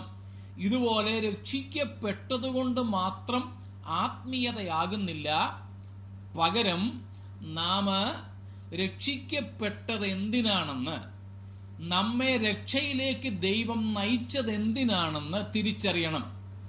ആ ലക്ഷ്യം തിരിച്ചറിയുമ്പോഴാണ് വിശ്രമമില്ലാതെ, റെസ്റ്റ്ലെസ്ലി, വിശ്രമം ഇല്ലാതെ നാം ആ ലക്ഷ്യത്തിലേക്ക് കുതിക്കുന്നത്. ആ ലക്ഷ്യബോധം പൗലോസിന് ഉണ്ടായിരുന്നത് കൊണ്ടാണ് പൗലോസ് തന്റെ ക്രിസ്തീയ ജീവിതം എന്ന ഓട്ടം തുടങ്ങിയ അന്ന് തൊട്ട് വെള്ളം കുടിക്കാൻ പോലും ഓട്ടം നിർത്തിയിട്ടില്ല. വെള്ളം കുടിച്ചെങ്കിൽ അതും ഓടിക്കൊണ്ടാ കുടിച്ചത്. സംസാരിക്കാൻ വേണ്ടി അങ്ങ് ഇരുന്നില്ല, ഓടിക്കൊണ്ടാ സംസാരിച്ചു കൊണ്ടിരുന്നത്. അപ്പോൾ ഇന്ന് രാത്രിയിൽ നാം മനസ്സിലാക്കണം, യഥാർത്ഥ ആത്മീയതയിലേക്ക് നമുക്ക് എത്തിപ്പെടണമെങ്കിൽ ഒരു കാര്യം അനിവാര്യമാണ്. നമ്മെ ദൈവം എന്തിനാണ് വിളിച്ചത്, ദൈവം നമ്മെ എന്തിനാണ് രക്ഷയിലേക്ക് നയിച്ചത് എന്ന വ്യക്തമായ ബോധ്യം നമുക്കുണ്ടാകണം. എന്തിനാണ് ദൈവം നമ്മെ രക്ഷയിലേക്ക് നയിച്ചത്, എന്താണ് നമ്മുടെ മുൻപിലുള്ള പോസിബിലിറ്റി, സാധ്യത എന്താണ്? ഒരു അമേരിക്കൻ മൈഗ്രേഷൻ അല്ല, യൂറോപ്പിലേക്കുള്ള മൈഗ്രേഷൻ അല്ല, കാനഡയിൽ പഠനത്തിന് വേണ്ടി ഒരു അഡ്മിഷനും പഠനം കഴിയുമ്പം ഒരു PR അല്ല. സ്തോത്രം. ദൈവം നമ്മുടെ മുൻപിൽ വെച്ചിട്ടുള്ള പോസിബിലിറ്റി, സാധ്യത എന്ന് പറയുന്നത് യേശു ക്രിസ്തുവിനെ പോലെ ആകാനുള്ളൊരു സാധ്യതയാണ്. ഞാൻ എൻ്റെ പ്രിയപ്പെട്ടവരോട് ചോദിക്കട്ടെ, സ്തോത്രം, നമ്മുടെ അകത്ത് ഈ വ്യക്തമായ ബോധ്യമുണ്ടോ? യേശുവിനെ പോലെ ആകാൻ വിളിക്കപ്പെട്ടയാളാണ് ഞാനെന്ന്. യേശുവിനെ പോലെ ആകാൻ രക്ഷയിലേക്ക് നയിക്കപ്പെട്ടയാളാണ് ഞാനെന്ന്. സ്തോത്രം. ഈ ലോക ജീവിതത്തിലും നമുക്ക് യേശുവിനെ പോലെ ആകണം, വരുവാനുള്ള ലോകത്തിലും നമുക്ക് യേശുവിനെ പോലെ ആകണം. സ്തോത്രം. In this life as well as the world to come, ഈ രണ്ടിലും we should be Christ like. ക്രിസ്തുവിനെ പോലെ നാം ആയിത്തീരണം. ചില റെഫറൻസുകൾ ഞാൻ പറയാം. ഈ സംഗതി എന്ന് പറയുന്നത് it is uncomprehensible for this world and therefore uncomplimentable by this world. ഇത് ഈ ലോകത്തിലുള്ള ധനവാന്മാർക്കും ബുദ്ധിമാന്മാർക്കും ഗ്രഹിപ്പാൻ കഴിയുന്നതല്ല. അതുകൊണ്ട് ഈ സംഗതി ഈ ലോകത്തിലുള്ളവർ സബാഷ് പറയത്തില്ല ഇതിന്. ഈ ദൈവിക ഉദ്ദേശം, നമ്മളെക്കുറിച്ചുള്ള ദൈവത്തിന്റെ ഉദ്ദേശം, നമ്മുടെ മുൻപിലുള്ള ദൈവിക സാധ്യത ലോകക്കാർക്ക് മനസ്സിലാകത്തില്ല. രണ്ട്, അവർക്ക് മനസ്സിലാകാത്തത് കൊണ്ട് അവരതിനെ അപ്രീഷിയേറ്റും ചെയ്യില്ല, അവരതിനെ അഭിനന്ദിക്കുകയുമില്ല. എന്നാൽ നമ്മുടെ കർത്താവ് പറഞ്ഞതുപോലെ ഈ ലോകത്തിലെ ജ്ഞാനികൾക്കും വിവേകികൾക്കും മറച്ച് സാധുക്കളായ നമുക്ക് ഈ വലിയ മർമ്മം വെളിപ്പെടുത്തി തന്നതുകൊണ്ട് ഞാൻ ദൈവത്തിന് സ്തോത്രം ചെയ്യുകയാണ്. നമുക്കതിനു വേണ്ടി ദൈവത്തിന് സ്തോത്രം ചെയ്യാൻ പറ്റുമോ? കർത്താവെ, എന്നേക്കാൾ ബുദ്ധിമാന്മാർ, എന്നേക്കാൾ പ്രാപ്തന്മാർ, എന്നേക്കാൾ കഴിവുള്ളവരൊക്കെ ഉണ്ടായിട്ടും ഈ സത്യം അവർക്ക് മനസ്സിലാക്കാൻ കഴിയാതിരിക്കുമ്പോൾ, ഇതവർക്ക് വെളിപ്പെടാതിരിക്കുമ്പോൾ അങ്ങ് എനിക്കിത് വെളിപ്പെടുത്തി തന്നല്ലോ കർത്താവേ. എന്നേക്കാൾ ശ്രേഷ്ഠന്മാരായവർക്ക് ഈ തെരഞ്ഞെടുപ്പ്, ഈ സെലക്ഷൻ, ഈ ഇലക്ഷൻ, ഈ തെരഞ്ഞെടുപ്പ് ലഭിക്കാതിരിക്കുമ്പോൾ, സ്തോത്രം, എന്നെ ഇതിനു വേണ്ടി നീ തെരഞ്ഞെടുത്താക്കി വെച്ചല്ലോ കർത്താവേ, സ്തോത്രം എന്ന് പറയാൻ നമുക്കിന്ന് രാത്രി ഇടയാകട്ടെ. സ്തോത്രം. ഞാൻ ചില വാക്യങ്ങൾ നിങ്ങളുടെ മുൻപിൽ അവതരിപ്പിക്കാം. റോമാലേഖനം 8-ാം അധ്യായത്തിന്റെ 29-ാമത്തെ വാക്യം. Romans chapter 8 verse 29. റോമർ 8:29. അവിടെ പൗലോസ് പറയുന്നു, അവൻ മുന്നറിഞ്ഞവരെ തന്റെ പുത്രൻ അനേകം സഹോദരന്മാരിൽ ആദ്യജാതനാകേണ്ടതിന് തന്റെ പുത്രനായ യേശുക്രിസ്തുവിന്റെ സ്വരൂപത്തോട് അനുരൂപരാകുവാൻ മുൻ നിയമിച്ചുമിരിക്കുന്നു. അപ്പോൾ നമ്മെ കർത്താവ് മുൻ നിയമിച്ചു. He chose us. He predestined us. What for? That we may be conformed into the image of the Son of God. യേശു ക്രിസ്തു അനേകം സഹോദരന്മാരിൽ ദൈവത്തിന്റെ ആദ്യജാതനാകേണ്ടതിന് യേശു ക്രിസ്തുവിന്റെ സ്വരൂപത്തോട് അനുരൂപരാകുവാൻ ദൈവം നമ്മെ തിരഞ്ഞെടുത്തു അഥവാ മുൻ നിയമിച്ചു. Christ likeness. 2 റോമാലേഖനം 9-ാം അധ്യായം 22, 23, 24 വാക്യങ്ങൾ. Romance chapter 9 and verses 22 to 24. ഞാൻ ഇവിടെ വായിക്കുന്നു. എന്നാൽ ദൈവം തന്റെ കോപം കാണിപ്പാനും ശക്തി വെളിപ്പെടുത്തുവാനും യഹൂദന്മാരിൽ നിന്ന് മാത്രമല്ല ജാതികളിൽ നിന്നും വിളിച്ച്, ശ്രദ്ധിക്കണം 23-ാം വാക്യം, യഹൂദന്മാരിൽ നിന്ന് മാത്രമല്ല ജാതികളിൽ നിന്നും വിളിച്ച് തേജസ്സിനായി മുന്നൊരുക്കിയ കരുണാപാത്രങ്ങളായ നമ്മിൽ തന്റെ തേജസ്സിന്റെ ധനം വെളിപ്പെടുത്തുവാനും ഇച്ഛിച്ചിട്ട് നാശയോഗ്യമായ കോപപാത്രങ്ങളെ വളരെ ദീർഘക്ഷമയോടെ സഹിച്ചു എങ്കിൽ എന്ത്? അപ്പോൾ എന്തിനാണ് ദൈവം നമ്മെ തെരഞ്ഞെടുത്തത്? സ്തോത്രം. 2 വാക്യങ്ങളിലും പറയുന്നു, തേജസ്സിനായി മുന്നൊരുക്കിയ. 2, തന്റെ തേജസ്സിന്റെ ധനം വെളിപ്പെടുത്തുവാൻ തിരഞ്ഞെടുത്ത. എന്തിനാ ദൈവം നമ്മെ തിരഞ്ഞെടുത്തത്? 2 കാര്യങ്ങളാണ്. ഒന്ന്, ഫോർ ആർ ഗ്ലോറി, നാം തേജസ് പ്രാപിക്കുക. സ്തോത്രം. ദൈവത്തിന്റെ തേജസ്സിനായി മുന്നൊരുക്കിയ. 2, ദൈവത്തിന്റെ മഹത്വം, തേജസ് നമ്മിലൂടെ വെളിപ്പെടുത്തുക. That God may manifest the richness of His glory, the density of His glory. ദൈവ തേജസ്സിന്റെ കനം, ദൈവ തേജസ്സിന്റെ മഹത്വം നമ്മിലൂടെ വെളിപ്പെടുത്തുക. മറ്റൊരു ഭാഗമാണ് എഫേസ്യ ലേഖനം 3-ാമത്തെ അധ്യായം. എഫേസ്യ ലേഖനം 3-ാമത്തെ അധ്യായം 10-11 വാക്യങ്ങൾ. Ephesians chapter 3 and verses 10 and 11. 10-11 വാക്യങ്ങൾ.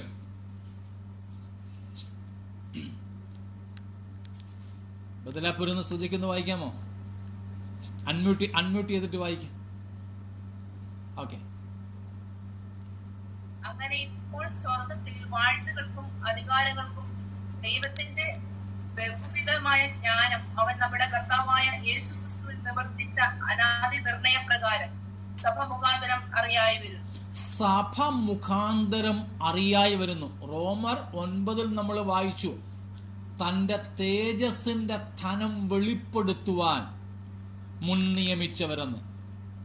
അതേ കാര്യമാണ് ഇവിടെയും പറയുന്നത്. ദൈവത്തിന്റെ മഹത്വത്തെ വെളിപ്പെടുത്തുവാൻ, ദൈവത്തിന്റെ ബഹുവിധമായ ജ്ഞാനത്തെ വെളിപ്പെടുത്തുവാൻ സഭയെ കർത്താവ് തിരഞ്ഞെടുത്തിരിക്കുക. ആരാ സഭ? ഞാനും നിങ്ങളും. നാമാണ് സഭ. എന്തിനാ സഭയെ കർത്താവ് തിരഞ്ഞെടുത്തത്? തന്റെ ജ്ഞാനം, തന്റെ മഹത്വം, തന്റെ സ്നേഹം ഇവയെല്ലാം വെളിപ്പെടുത്തുക. To reveal, to manifest God's glory, to make God's glory manifested even to the heavenly beings. അതാണ് നാം വായിച്ചത്. എന്താണ്? സ്വർഗത്തിൽ, 10-ാം വാക്യം, സ്വർഗത്തിൽ വാഴ്ചകൾക്കും അധികാരങ്ങൾക്കും ദൈവത്തിന്റെ ബഹുവിധമായ ജ്ഞാനം നമ്മുടെ കർത്താവായ യേശുക്രിസ്തുവിൽ നിവർത്തിച്ച അനാദി നിർണയപ്രകാരം സഭ മുഖാന്തരം അറിയായി വരുന്നു. സ്വർഗത്തിലുള്ളവർക്ക്, സ്വർഗവാസികൾക്ക്, ഇനി വീണുപോയ ദൂതന്മാർ, സാത്താൻ ഉൾപ്പെടെ വീണുപോയ ദൂതന്മാരാകട്ടെ, മീഖായേൽ ഉൾപ്പെടെ ദൈവത്തിന്റെ വിശുദ്ധ ദൂതന്മാരാകട്ടെ, ഇവർക്കൊക്കെയും മുൻപിൽ ദൈവത്തിന്റെ ജ്ഞാനവും ദൈവത്തിന്റെ തേജസ്സും ദൈവത്തിന്റെ മഹത്വവും അതിന്റെ ധനത്തോടുകൂടെ വെളിപ്പെടുത്തുവാൻ എന്നെയും നിങ്ങളെയും ദൈവം തിരഞ്ഞെടുത്ത് ആക്കി വെച്ചിരിക്കുന്നു എന്ന് തിരിച്ചറിയുമ്പോഴാണ് നമ്മുടെ തിരഞ്ഞെടുപ്പിന്റെ, നമ്മുടെ വിളിയുടെ, നമ്മെ രക്ഷയിലേക്ക് നയിച്ചതിന്റെ ദൈവിക ഉദ്ദേശം നാം തിരിച്ചറിയുന്നത്. ഹല്ലേലൂയ. അത് നാം തിരിച്ചറിയുമ്പോൾ ഒരു കാര്യം നാം മനസ്സിലാക്കും. We are not ordinary people. നാം സാധാരണക്കാരല്ല. നാം ഇന്ന് കേൾക്കുന്ന ടെലി പ്രീച്ചിങ്സും മറ്റും പറയുന്നത് നമ്മുടെ വസ്ത്രം കൊണ്ടും നമ്മുടെ വണ്ടി കൊണ്ടുമൊക്കെ നമ്മൾ അസാധാരണരാണെന്ന് തെളിയിക്കണമെന്ന. No no no. നമ്മുടെ വണ്ടിയും നമ്മുടെ ബംഗ്ലാവും നമ്മുടെ ശമ്പളവും നമ്മുടെ കഴിക്കുന്ന ആഹാരവും നമ്മൾ താമസിക്കുന്ന വീടും നമ്മൾ ധരിക്കുന്ന വസ്ത്രവും ഒന്നും കൊണ്ടല്ല നമ്മുടെ അസാധാരണത്വം വെളിപ്പെടുത്തേണ്ടത്. പകരം തിരഞ്ഞെടുപ്പിനാൽ നാം അസാധാരണരാണെന്ന തിരിച്ചറിവ് നമുക്കിന്ന് രാത്രി ഉണ്ടാകണം. സ്തോത്രം. We are not ordinary people, not because of our possessions, not because of our positions, not because of our employment, our job, our education, our luxurious houses or luxurious vehicles. No, no, no. We are extraordinary not because of these things but because of the selection, because of the selection with an extraordinary supernatural purpose. ദൈവം നമ്മെ തിരഞ്ഞെടുത്ത സ്തോത്രം അമാനുഷികമായ ലക്ഷ്യത്താൽ, നമ്മുടെ മുൻപിൽ വെച്ചിട്ടുള്ള പരമമായ ലക്ഷ്യത്താൽ സ്തോത്രം നാം അസാധാരണരാണ്. നാം ഇവിടെ കഞ്ഞി കുടിക്കാൻ വകയില്ലാത്തവരായാലും, സൗന്ദര്യമില്ലാത്തവരായാലും, ശരീരത്തിൽ സൗഖ്യവും ആരോഗ്യവും ഇല്ലാത്തവരായാലും, തെരഞ്ഞെടുപ്പിനാലും നമ്മുടെ മുൻപിൽ വെച്ചിട്ടുള്ള ദൈവിക ലക്ഷ്യത്താലും നാം അസാധാരണരാണെന്ന തിരിച്ചറിവ് ഇന്ന് രാത്രിയിൽ നമ്മെ ഭരിക്കണം. സ്തോത്രം. 2 വാക്യം കൂടെ വായിച്ച് ഞാൻ അവസാനിപ്പിക്കാം. ഇതേ കാര്യം തന്നെ 1 കൊരിന്ത്യർ ലേഖനം 2-ാമത്തെ അധ്യായം 9-ാമത്തെ വാക്യത്തിൽ പൗലോസ് പറയുന്നുണ്ട്. അത് നമുക്ക് പരിചയമുള്ള വാക്യമാണ്. അവിടെ പറയുന്നു, ദൈവം തന്നെ സ്നേഹിക്കുന്നവർക്ക് ഒരുക്കിയിട്ടുള്ളത് കണ്ണ് കണ്ടിട്ടില്ല, ചെവി കേട്ടിട്ടില്ല, ഒരു മനുഷ്യന്റെ ഹൃദയത്തിൽ തോന്നിയിട്ടുമില്ല. അതെന്താണെന്ന് 7-8 വാക്യങ്ങളിൽ നാം കാണുന്നുണ്ട്.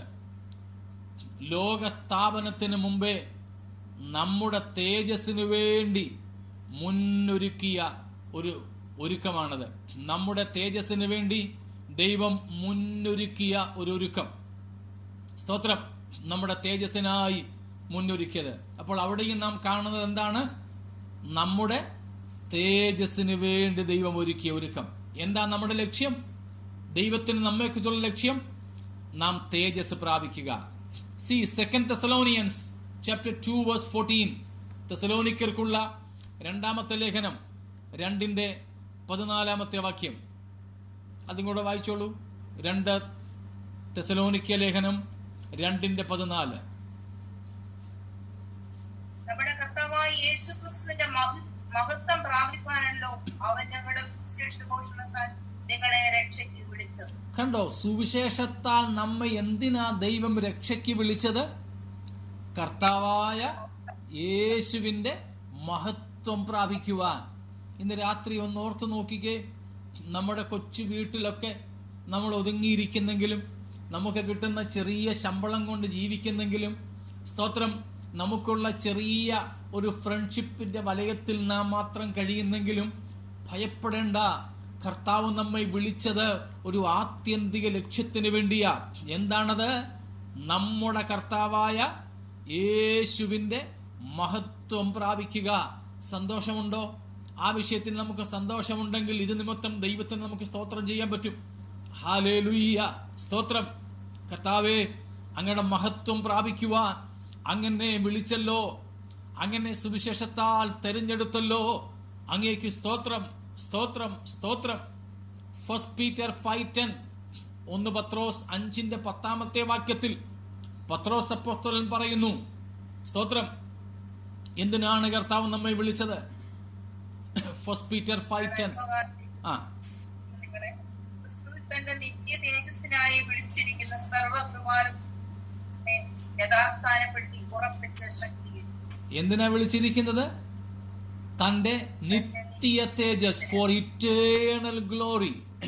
ഇറ്റേണൽ ഗ്ലോറി, നിത്യ തേജസ്സിന് വേണ്ടിയിട്ട് കർത്താവ് നമ്മെ വിളിച്ചിരിക്കുക. അതും വേറെ ആരുടെയും ഗ്ലോറി അല്ല, ദൂതന്റെ ഗ്ലോറി അല്ല, നമുക്ക് ആദമിന്റെ ലോസ് ഗ്ലോറി അല്ല. We are called, we are chosen not to receive the lost glory of Adam. ആദത്തിന്റെ നഷ്ടപ്പെട്ട തേജസ് പ്രാപിക്കാനല്ല ദൈവം നമ്മെ സുവിശേഷത്താൽ വിളിച്ചിരിക്കുന്നത്. പിന്നെ eternal glory of the eternal God, നിത്യനായ ദൈവത്തിന്റെ നിത്യ തേജസ്സിന് വേണ്ടിയാണ് ദൈവം നമ്മെ വിളിച്ചിരിക്കുന്നത്. സ്തോത്രം. ഒരു വാക്യം കൂടെ വായിച്ച് നമുക്ക് അവസാനിപ്പിക്കാം. 1 John 3:2. 1 യോഹന്നാൻ 3-ന്റെ-2 വാക്യം. പ്രിയമുള്ളവരെ, നാം ഇപ്പോൾ ദൈവമക്കളാകുന്നു, നാം ഇന്നതാകുമെന്ന് ഇതുവരെ പ്രത്യക്ഷമായില്ല. അവൻ പ്രത്യക്ഷനാകുമ്പോൾ നാം അവനെ താൻ ഇരിക്കും പോലെ തന്നെ കാണുന്നതാകൊണ്ട് അവനോട് സദൃശന്മാരാകും എന്ന് നാം അറിയും. ഹല്ലേലൂയ. കണ്ടോ, നമ്മുടെ പോസിബിലിറ്റി എന്താണ്? നാം കർത്താവിനോട്, യേശുവിനോട് സദൃശന്മാരാകും. സ്തോത്രം. ഈ ലോകത്തിലൊക്കെ നമ്മൾ കണ്ടിട്ടില്ലേ, ചില സാധനങ്ങളൊക്കെ വിറ്റഴിക്കാൻ വേണ്ടിയിട്ട് പറയും, ഇന്ന സാധനം വാങ്ങുകയാണെങ്കിൽ, അല്ലെങ്കിൽ ഇന്ന ഹോട്ടലിൽ പോയിട്ട് ഫുഡ് കഴിക്കുകയാണെങ്കിൽ തിരഞ്ഞെടുക്കുന്ന 10 പേർക്ക് ഇന്ന സെലിബ്രിറ്റിയുടെ കൂടെ ചായ കുടിക്കാൻ ഒരു ചാൻസ് ഉണ്ടെന്ന്. ഒരു സെലിബ്രിറ്റിയുടെ കൂടെ ചായ കുടിക്കാൻ അവസരം കിട്ടുമെന്നും പറഞ്ഞ് നമ്മൾ പോയി ആവശ്യമില്ലേലും ആ സാധനം മേടിച്ചോണ്ട് വരും. ഒരു സെലിബ്രിറ്റിയുടെ കൂടെ പലരും മോറൽ ലൈഫിലൊക്കെ വീണ് കിടക്കുന്ന വല്ല സെലിബ്രിറ്റീസിന്റെയും കൂടെ ഒന്ന് കാണാനും കൈ കൊടുക്കാനും ഹായ് ഹലോ പറയാനും അത് വലിയ കാര്യമായിട്ട് മനസ്സിലാക്കുന്നെങ്കിൽ ഒന്ന് ചിന്തിച്ചു നോക്കിക്കേ, ഈ ലോകത്തെ മുഴുവനും സൃഷ്ടിച്ച തേജോമയനായ നമ്മുടെ കർത്താവിനെ താൻ ഇരിക്കുമ്പോൾ നമുക്ക് കാണാൻ കഴിയുന്ന ഭാഗ്യകരമായ അനുഭവം എത്ര ശ്രേഷ്ഠമാണ്. അതുമാത്രമല്ല, നമ്മുടെ കർത്താവിനെ താൻ ഇരിക്കും പോലെ കാണുക മാത്രമല്ല, അതുകൊണ്ട് നാം ആ കർത്താവിനോട് സദൃശന്മാരാകും. We will be like the glorious Lord. We will see him in his original glory, and therefore we will be conformed into his glorious image. പ്രിയരെ, നാം ഇന്ന് രാത്രി ഇവിടെ നിർത്തുകയാണ്. ഇന്ന് രാത്രി നമ്മൾ ഇവിടുന്ന് ഇത് ഓഫാക്കി കഴിഞ്ഞും അല്ലെ നിങ്ങൾ എക്സിറ്റ് ആയി കഴിഞ്ഞിട്ടും സാധാരണ പോലെ തിന്നുകുടിച്ച് ഇങ്ങനെ ഒരു ജീവിതത്തിന് വേണ്ടി ആകരുത്. ഈ ചിന്തകൾ നമ്മുടെ ഉള്ളിൽ ഇങ്ങനെ നമ്മളെ ചിന്തിപ്പിച്ചുകൊണ്ടിരിക്കണം. I am living with a purpose. I'm called out with a purpose. I'm chosen with a purpose. I'm living with a possibility. The highest possibility before me is not something material, something temporal, rather to see my Lord as he is and to be conformed into his glorious image. ഇന്ന് രാത്രി നാം പിരിഞ്ഞു പോകുമ്പോഴും നമ്മുടെ ഉള്ളിൽ നമ്മെ ഭരിക്കേണ്ട ചിന്ത, ഞാൻ ഒരു വിശേഷ ലക്ഷ്യത്തോടുകൂടെ വിളിക്കപ്പെട്ടയാളാണ്, ഒരു പ്രത്യേക ലക്ഷ്യത്തിനു വേണ്ടി തിരഞ്ഞെടുക്കപ്പെട്ടയാളാണ്. എൻ്റെ മുൻപിൽ ഒരു വലിയ സാധ്യതയുണ്ട്. ആ സാധ്യത ഒരു വിദേശ യാത്രയല്ല, ഒരു ജോലിയല്ല, ഭൗതികമായ യാതൊന്നുമല്ല. പകരം എൻ്റെ മുൻപിലുള്ള ആ വലിയ സാധ്യത എന്ന് പറയുന്നത് എൻ്റെ കർത്താവിനെ മഹത്വത്തോടെ എനിക്ക് കാണാം. 2, ആ കർത്താവിന്റെ മഹത്വ സ്വരൂപത്തോട് എനിക്ക് അനുരൂപപ്പെടാം. ഇന്ന് രാത്രിയിൽ ആ പ്രത്യാശ നമ്മുടെ ഉള്ളിലുണ്ടെങ്കിൽ നമുക്ക് ഒരുമിച്ച് ദൈവത്തിന് സ്തോത്രം ചെയ്യാം. Hallelujah, hallelujah. കർത്താവേ, ഈ വലിയ സാധ്യത തന്ന അങ്ങയുടെ നാമത്തിന് സ്തോത്രം. ബാക്കി ഭാഗം നമുക്ക് നാളെ ചിന്തിക്കാൻ കർത്താവ് വന്നില്ലെങ്കിൽ. എന്നാൽ ഇന്ന് രാത്രി നമുക്ക് ഈ വലിയ ചിന്തയോടെ മടങ്ങിപ്പോകുവാൻ, സ്തോത്രം, ഭവനങ്ങളിലായിരിക്കാൻ ഇടയാകട്ടെ. നമുക്ക് ഇന്ന് രാത്രി സമർപ്പിക്കാം. കർത്താവേ, ഇപ്രകാരം ഒരു വലിയ സ്തോത്രം സാധ്യത എന്റെ മുമ്പിൽ തുറന്നിട്ടതിനായിട്ട് അങ്ങേക്ക് സ്തോത്രം, സ്തോത്രം, സ്തോത്രമെന്ന് നമുക്ക് ദൈവത്തിന് സ്തോത്രം ചെയ്തുകൊണ്ട് കർത്തൃസന്നിധിയിലേക്ക് അടുത്തു വരാം. ഈ തിരിച്ചറിവിലൂടെയാണ് യഥാർത്ഥമായ നമ്മുടെ ആത്മീയ ജീവിതം ആരംഭിക്കുന്നത്. യഥാർത്ഥ ആത്മീയതയുടെ തുടക്കം ഈ ലക്ഷ്യത്തെ തിരിച്ചറിയുന്നതിൽ നിന്നുമാണ്. അത് തിരിച്ചറിയുവാൻ നമുക്ക് ഭാഗ്യം ലഭിച്ചില്ലെങ്കിൽ ഇന്ന് രാത്രി കർത്താവ് നമുക്ക് വെളിപ്പെടുത്തി തന്നിരിക്കുക നമ്മുടെ മുൻപിലെ ലക്ഷ്യം. ആ ലക്ഷ്യം മുൻപിൽ വെച്ചുകൊണ്ട് ആനന്ദത്തോടെ, ജയത്തോടെ, സ്തോത്രം, തളരാതെ, ക്ഷീണിക്കാതെ, മടുക്കാതെ നിരന്തരം മുന്നേറുന്ന ജീവിത അനുഭവത്തിലേക്ക് നമുക്ക് സമർപ്പിക്കാം. നമുക്ക് ഒരുമിച്ച് ദൈവത്തോട് പ്രാർത്ഥിക്കാം.